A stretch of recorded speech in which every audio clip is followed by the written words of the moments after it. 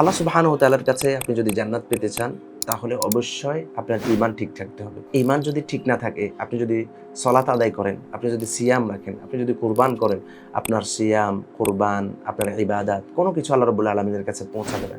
আসসালামু আলাইকুম ওয়া রাহমাতুল্লাহি ওয়া বারাকাতুহু। আলহামদুলিল্লাহ ওয়াসসালাতু ওয়াসসালামু আলা রাসূলিল্লাহি ওয়া বা'দ। রাসূল সাল্লাল্লাহু আলাইহি ওয়াসাল্লামের সাহাবীদের মধ্য থেকে একটা দলিল আপনাদেরকে দিতে চাই। আপনারা সবাই চিনেন আব্দুল্লাহ ইবনে উবাই। আব্দুল্লাহ ইবনে উবাই রাসূল সাল্লাল্লাহু আলাইহি ওয়াসাল্লামের সাথে 5 ওয়াক্ত সালাত আদায় করত।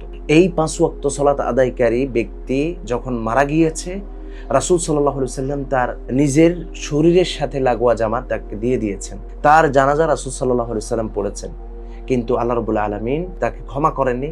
রাসূলুল্লাহ সাল্লাল্লাহু আলাইহি ওয়াসাল্লাম ক্ষমা প্রার্থনা করার পরেও আল্লাহ রাব্বুল আলামিন ক্ষমা করেননি। মূল কারণ কি ছিল? সে রাসূলের পিছনে সালাত আদায় করত।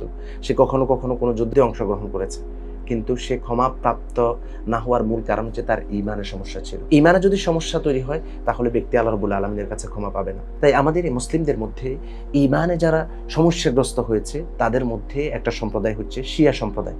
আমরা এদের ব্যাপারে অনেকেই অজ্ঞ।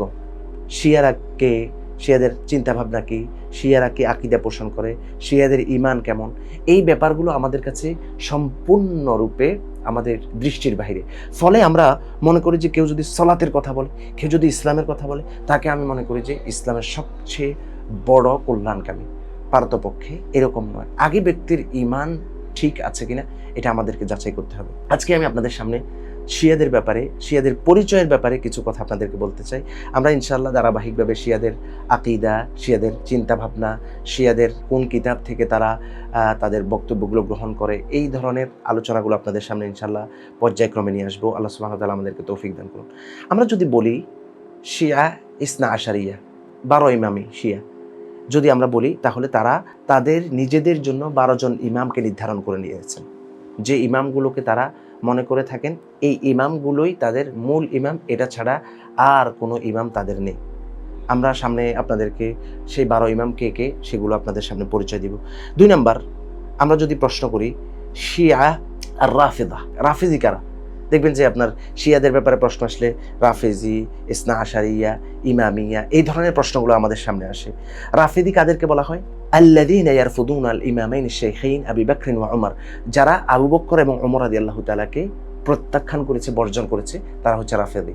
তারা আবু বকর রাদিয়াল্লাহু তাআলাকে গালি দেন, ওমর রাদিয়াল্লাহু তাআলাকে গালি দেন, তাদের খিলাফতকে অস্বীকার করেন, তাদের খিলাফতকে জবরদখলকারী হিসেবে উল্লেখ করে থাকেন।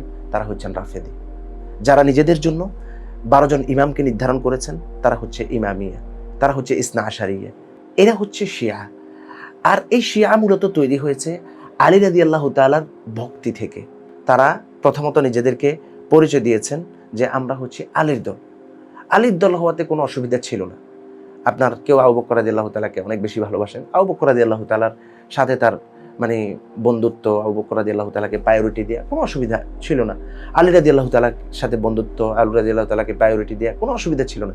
কিন্তু তখনই অসুবিধা তৈরি হলো যখনই আবু বকর রাদিয়াল্লাহু তাআলাকে অস্বীকার করলো, ওমর রাদিয়াল্লাহু তাআলাকে অস্বীকার করলো, উসমান রাদিয়াল্লাহু তাআলাকে অস্বীকার করলো এবং তাদেরকে কাফের করলো।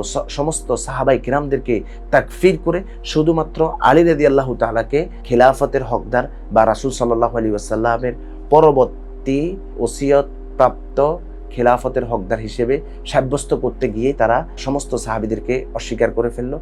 এর মধ্যেই মূলত অসুবিধা তৈরি হলো। শুধুমাত্র আলী রাদিয়াল্লাহু তাআলাকে ভালোবাসেন, মহব্বত করেন, এটার কারণে খুব বেশি অসুবিধা হওয়ার কথা ছিল না। কিন্তু যখনই তারা সাহাবায়ে কিরামদেরকে অস্বীকার করলো, সাহাবায়ে কিরামদেরকে তাকফির করলো, সাহাবায়ে কিরামদেরকে গালিগালাজ করলো, তখনই অসুবিধা তৈরি হলো। যারা সাহাবীদের সাথে, যারা খুলাফায়ে রাশিদিনের সাথে গাদ্দারি করে, উম্মাহাতুল মুমিনদের সাথে গাদ্দারি করে, তারাই মূলত শিয়া ইসনা আশারিয়া। এদের পরিচয় আমরা ইনশাআল্লাহ আপনাদেরকে আজকে এই সংক্ষিপ্ত আলোচনায় শিয়া, রাফিদি বা ইসনা আশারিয়া সম্পর্কে প্রাথমিক পরিচয় আপনাদের সামনে প্রদান করলাম। ইনশাআল্লাহ আগামীতে আপনাদেরকে আরও বিস্তারিত আলোচনা করব। আসসালামু আলাইকুম ওয়া রাহমাতুল্লাহ।